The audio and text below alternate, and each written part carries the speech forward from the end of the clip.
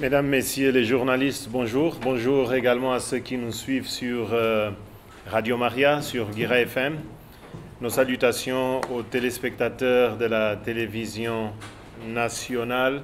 Bienvenue à ce point de presse hebdomadaire de la MINUSCA. Avec moi ce matin, le lieutenant-colonel Com Daraghié, porte-parole de la force, et Oana Andrea Popescu, porte-parole de la police, qui vous feront les résumés de leurs institutions respectives. Mercredi dernier, le Conseil de sécurité a adopté la résolution 2387, dont une copie vous sera remise.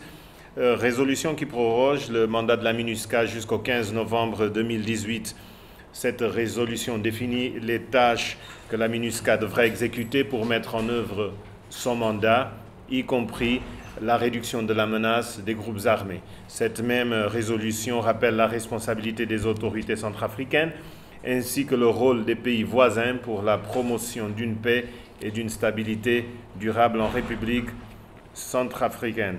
Dans les prochains jours, la MINUSCA va mener une série d'activités d'information et de sensibilisation en partenariat avec les acteurs centrafricains pour aider la population locale et tous les acteurs à mieux comprendre son mandat et ses activités. La MINUSCA condamne fermement l'attaque survenue ce 20 novembre, lundi, contre une patrouille mixte MINUSCA Force de sécurité intérieure dans le quartier abritant le parc à bétail de Bambari. C'étaient des individus se réclamant ouvertement du Mouvement pour l'unité et la paix en Centrafrique, l'UPC. Dans un premier temps, la patrouille conjointe a été menacée avant d'essuyer des tirs. Alors qu'elle poursuivait sa patrouille, il n'y a pas eu de blessés. La MINUSCA a immédiatement déployé une patrouille robuste dans la zone, provoquant la fuite de ces éléments.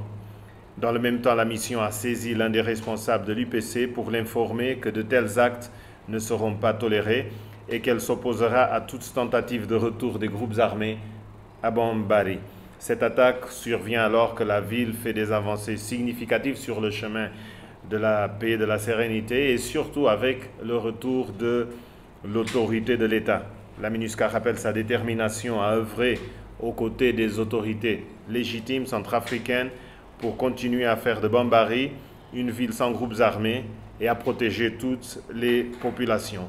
Les forces de sécurité centrafricaines et la MINUSCA continueront à assurer leur patrouille conjointe partout où le besoin de sécurité s'avérera nécessaire, non seulement à Bambari comme ailleurs. Elle appelle la population au calme et invite les communautés de Bambari à rejeter toute forme de manipulation et à continuer à s'impliquer dans les initiatives visant à réduire l'influence des groupes armés pour la promotion de la paix. Je vous invite à présent de regarder un peu l'image qui va suivre. À gauche de l'écran, vous avez une partie de la carte de la préfecture de la Mambere-Kadey. Afin de prévenir des violences entre éléments armés, la force de la MINUSCA vient d'établir une base opérationnelle temporaire à Amadagaza, une localité de cette préfecture qui était touchée par une certaine tension. Sur l'image de droite, c'est une photo de la partie sud-est de la République centrafricaine. On y voit les villes d'Obo et de Zemio. Ceci pour dire que dans le cadre de la protection des civils et la création de conditions de sûreté favorables permettant l'acheminement de l'aide humanitaire, la force assure en ce moment la sécurité d'un convoi du programme alimentaire mondial provenant du Sud-Soudan pour Zemio. Vous le savez, Zemio, en raison de la... On revient sur l'image.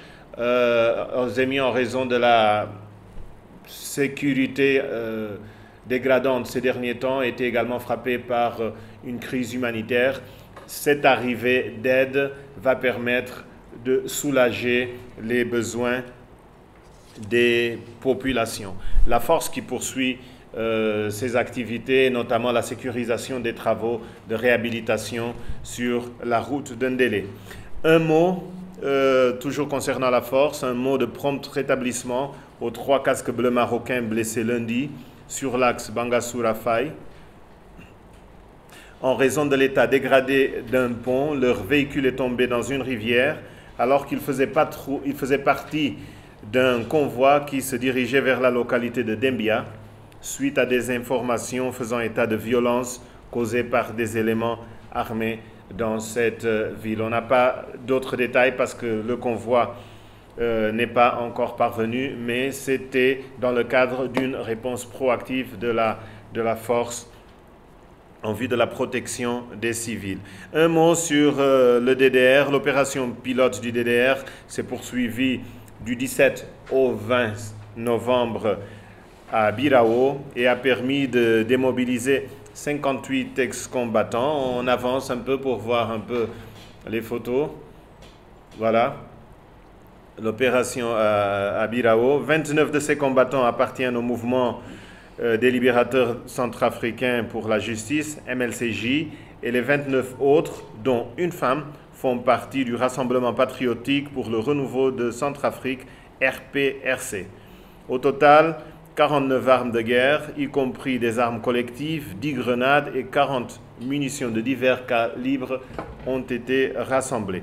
Birao est la 6e ville touchée par cette opération pilote après Bangui, Bouar, Bambari, Pawa et Kagabandoro. Finalement, à Berberati, le 3e exercice de collecte d'armes organisé par la MINUSCA en collaboration avec les autorités politico-administratives et militaires de la préfecture s'est déroulé la semaine dernière. Il a permis de collecter 11 armes, dont une automatique, et qui ont été remises, ces armes, volontairement par les anti-Balaka de Berberati.